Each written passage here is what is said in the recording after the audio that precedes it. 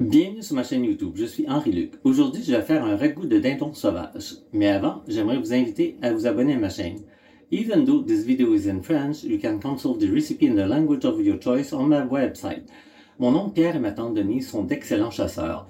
Ils nous ont donné de la viande de dindon sauvage. J'en profite pour leur dire merci pour le beau cadeau. Aujourd'hui, je vais donc faire le ragoût avec le dindon sauvage que j'ai reçu en cadeau. Lorsqu'on utilise de la viande sauvage, il faut vraiment bien faire cuire la viande. Pour conserver le goût du dindon sauvage, je mets que très peu d'épices. Alors, c'est parti!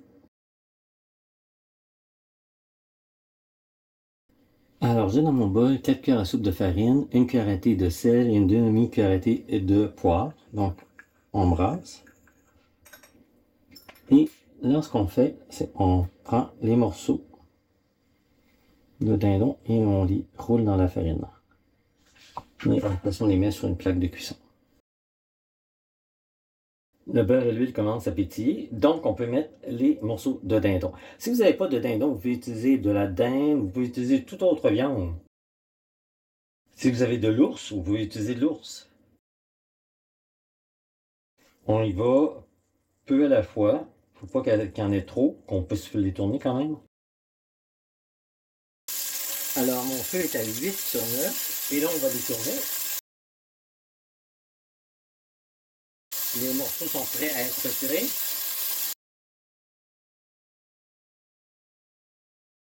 Un peu plus de beurre.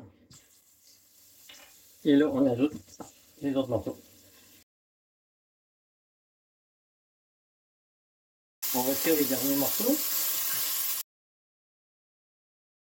On va ajouter un petit peu d'huile et on va faire cuire les légumes. Donc, on ajoute 3 oignons coupés en quart de rondelles,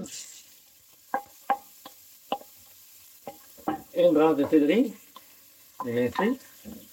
Mais ma branche de céleri était petite. J'ai ici des pieds de brocoli, donc on va ajouter des pieds de brocoli. Alors, les oignons et les légumes ont fait une certaine couleur, donc on va ajouter une bière. En grattant bien le fond.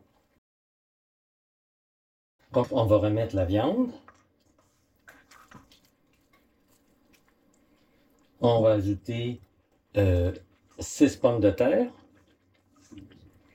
On va ajouter 3 carottes et un demi-navet. Et on va couvrir d'eau. Et là, on porte à ébullition.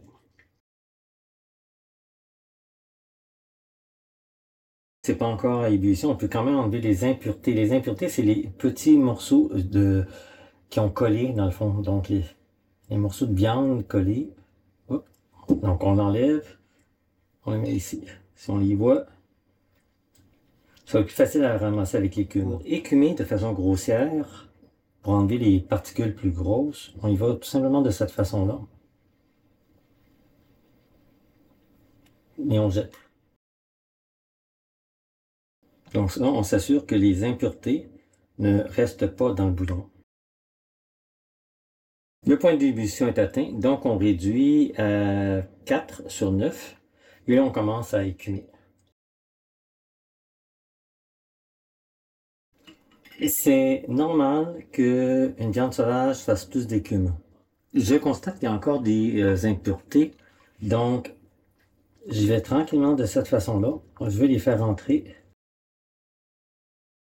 Tant qu'on a des impuretés comme ça, on ne peut pas mettre la farine grillée. Il va toujours en rester un peu, mais l'idée c'est d'éliminer le plus possible d'impuretés. Quand je parle d'impuretés, c'est tous les petits points noirs qu'on voit.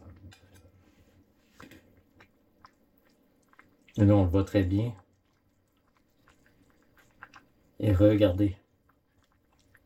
Ici, il y en a beaucoup, je ne l'ai pas fait.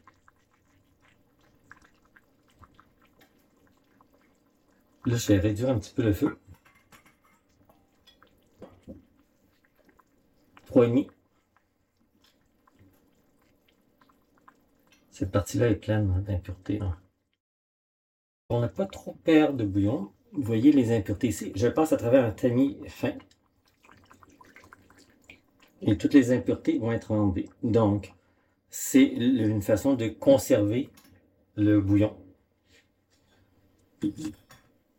Donc, je continue d'écumer, mais de cette façon-là, parce qu'il y a trop d'impuretés, je ne peux pas utiliser l'autre cuillère.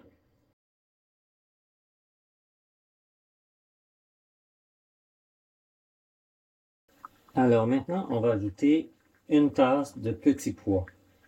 Moi, j'aime bien dans certains ragoûts ajouter des petits pois.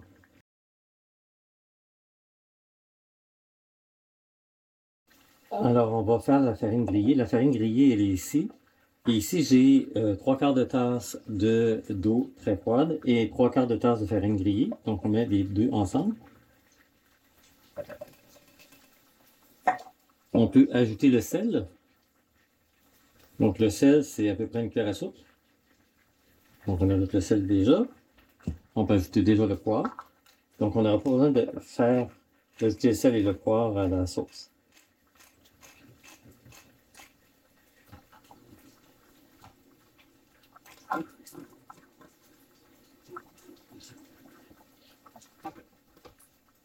Et là, on pulse.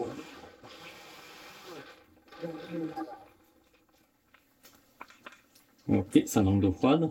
On va rajouter un peu. Oui, ça manque beaucoup d'eau froide.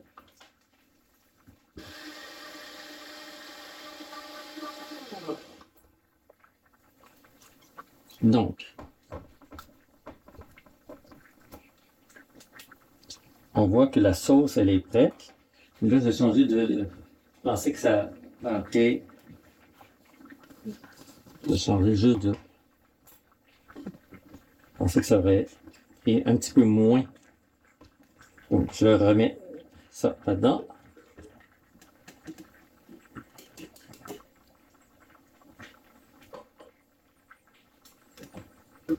Bon, parfait. Pour s'assurer que tout est beau.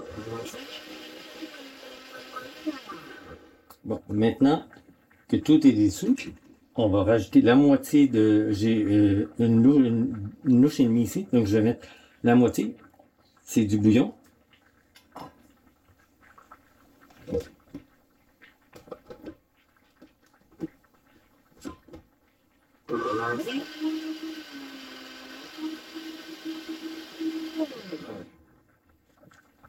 Et on ajoute le reste du bouillon.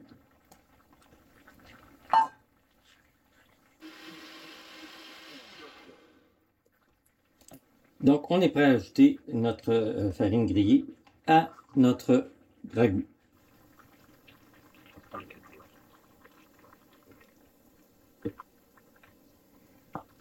La couleur est magnifique.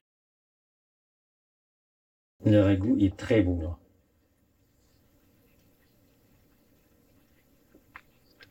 Pour réduire la quantité de farine grillée, j'aurais pu prendre des légumes aussi pour ajouter à la purée, à la toute fin. Là, je vais porter à ébullition un peu plus, donc je le mets à 5,5. Le point d'ébullition est atteint, donc j'ai réduit le feu au niveau 4, comme tout à l'heure. Là, ce qu'on attend, c'est que la farine soit cuite, donc elle fasse épaissir un peu plus le ragoût encore. C'était ma recette de ragoût de dindon sauvage. J'espère que vous a plu. Je vous invite personnellement à essayer. Vous ne serez pas déçus. L'essayer, c'est l'adopter. Si vous avez aimé cette vidéo, vous pouvez cliquer sur le pouce levé. N'hésitez pas à me laisser un commentaire. N'hésitez pas à vous abonner à ma chaîne. Au plaisir de vous revoir bientôt pour une nouvelle vidéo.